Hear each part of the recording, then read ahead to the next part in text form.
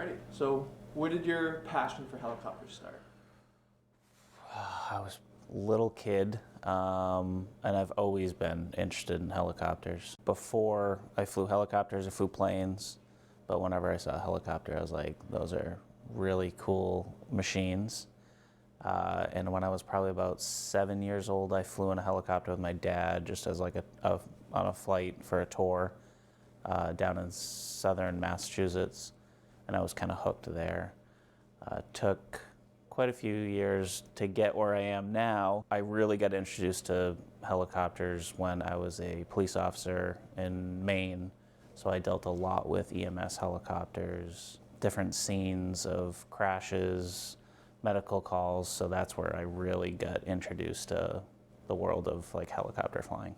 I started my training here in September of 2016, and I got all of my ratings here, my private, commercial, instrument, flight instructor, instrument here, working here. I grew up about 15 minutes south of here, so it was the closest to where I grew up, so that's why I chose this school. It was under a different owner then, but that's how it was proximity and fun environment to fly around the Boston area, so that's why I chose it. There was just 2 instructors when I was here learning.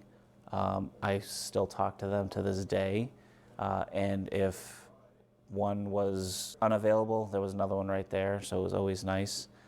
Some people, bigger school, I know plenty of people that have went to a bigger school, but we don't really have a bigger school around here.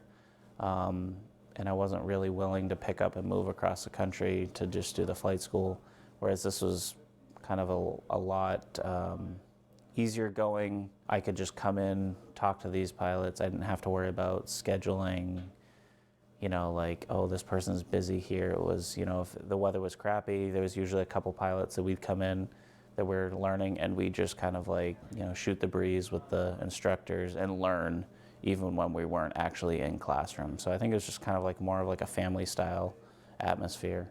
Being a flight instructor is a whole different kind of mindset you have to wrap your head around.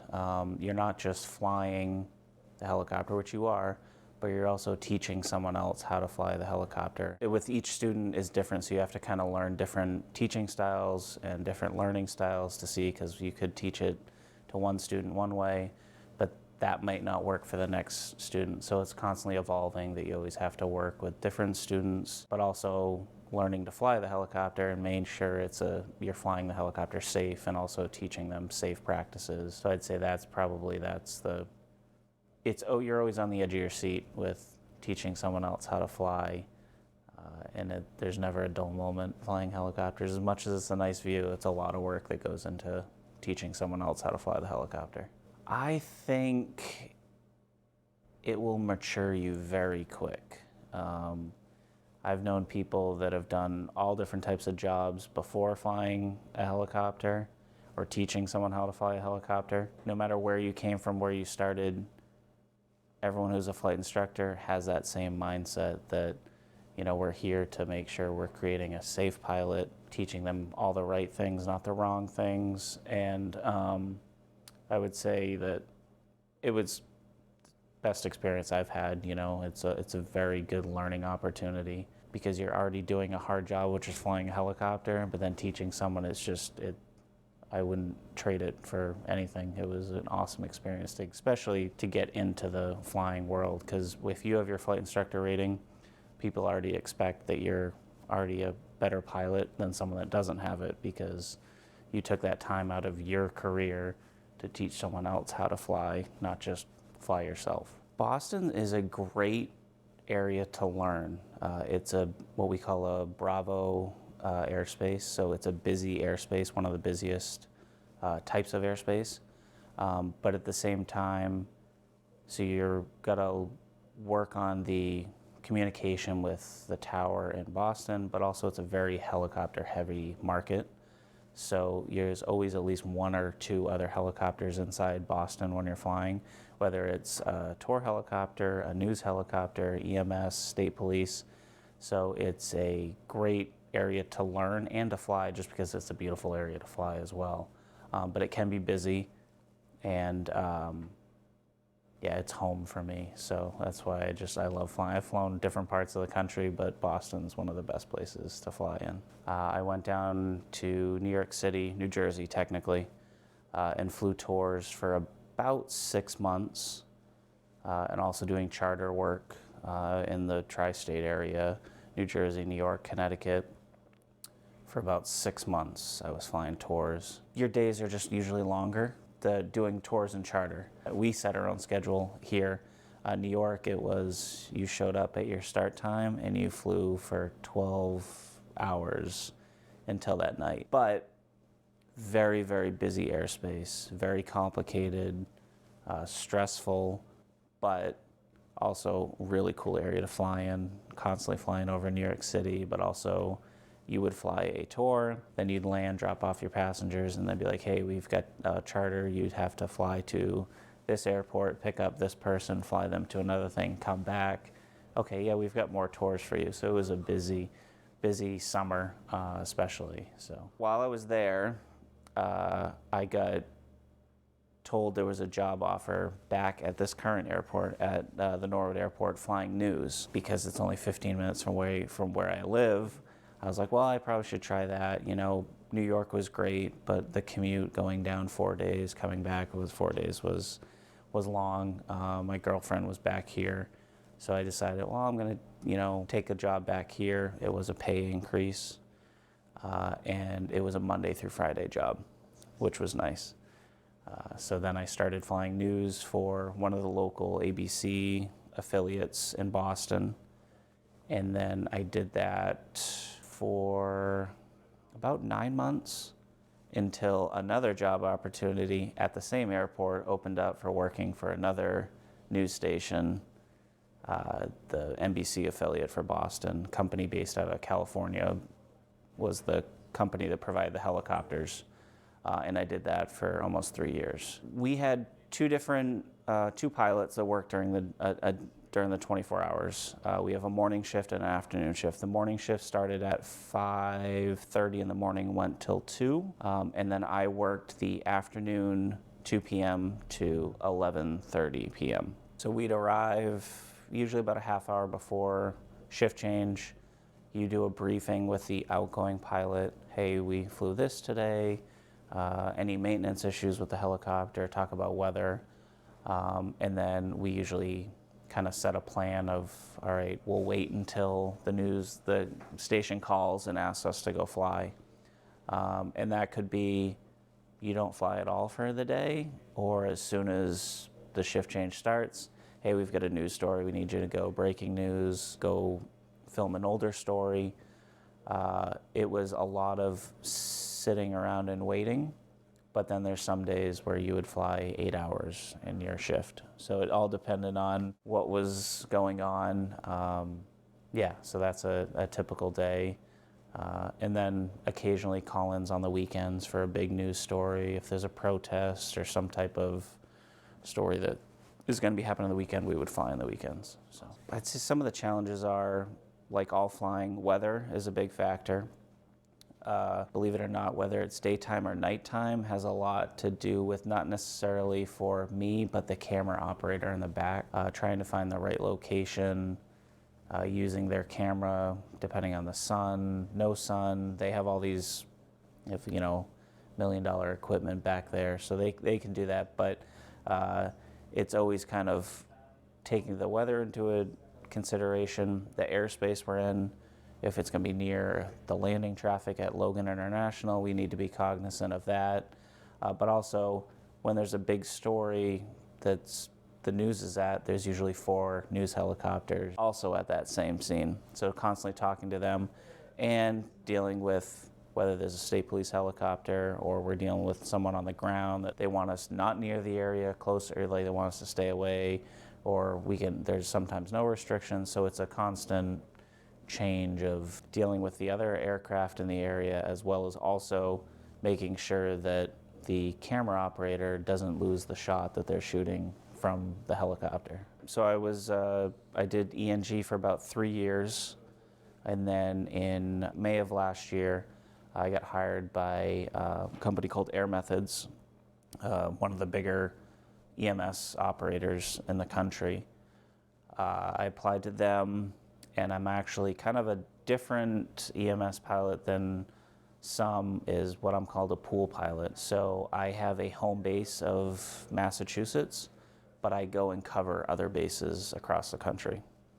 So I did my initial 2 weeks of training in Denver, Colorado with the company headquarters. I initially got my assignment of Southern Illinois. So it's a 7 days on, 7 days off schedule. So for 7 days I was living in Southern Illinois, attached to a hospital program that had their own helicopter. So the company provides the pilots and the helicopter to that program. And I did that for 7 months until they periodically move the pilots around. And now I'm out in Western New York flying for same company, just at a different base in Western New York flying EMS. Depending on where you are in the country, each base has a different, you either work 7 day shifts in a row and off for 7 days, and then 7 night shifts, or current base I'm at, I work 4 day shifts, and then I switch to night shifts, and I work 3 night shifts.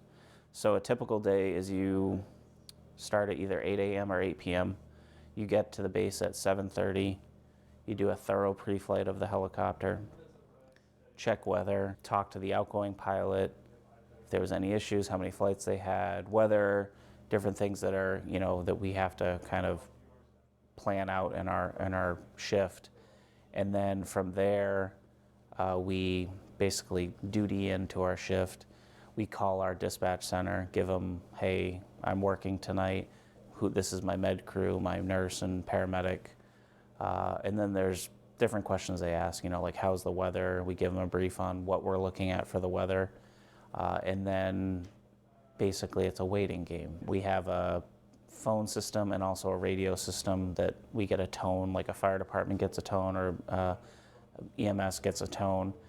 So it's a lot of waiting until that tone goes off.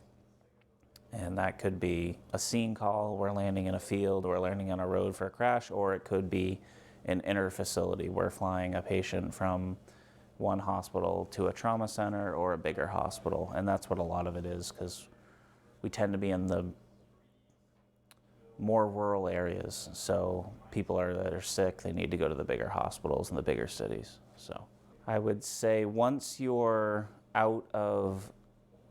done with flight instructing, you get your first turbine job, whether it's a tour operation of some sort, you're probably going to look at, I would say, $50,000 to $60,000 a year when you're at that 1,000 hour, just above 1,000 hours.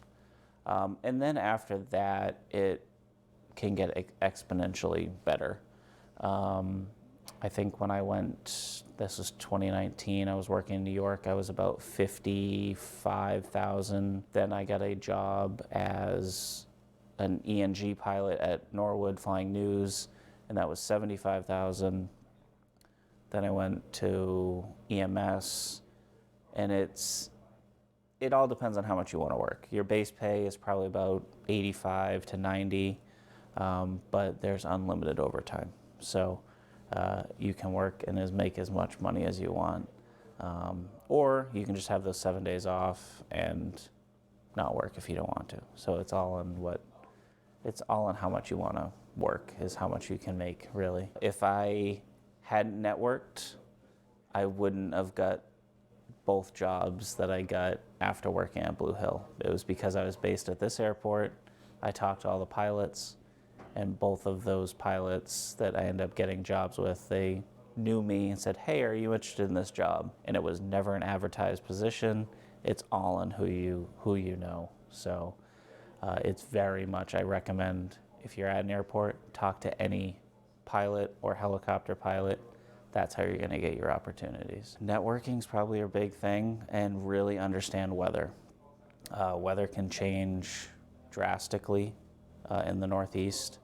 So I would say study as much as you can, meet as many people as you can, and just ask questions. If you see someone at the airport, that just start talking to them. You never know who they're going to be. It's happened to me a couple of times. I started talking to someone and then I left and they were like, "Do you know who that was?" And I was like, "No, I didn't," but they introduced themselves, and then that ended up one of my jobs that ended up getting me a job down the road. It was a former boss, but I didn't know it at the time that was going to be my future boss. So it's all on who you meet, and networking is key. There are so many helicopter job opportunities right now. If you have, we say that 2,000 hours of experience, which is easier said than done to get, you can pretty much pick where you would like to work in the country. There is a job pretty much in every state that you could get hired, whether it's EMS, news, utility. If you have the experience, you can get hired, no question. Yeah, there's definitely a shortage of pilots right now in the helicopter industry. So I would recommend I did a full career change, so I took an introduction flight. I always liked the helicopters, seeing them, but never had really flown a helicopter, flown in one.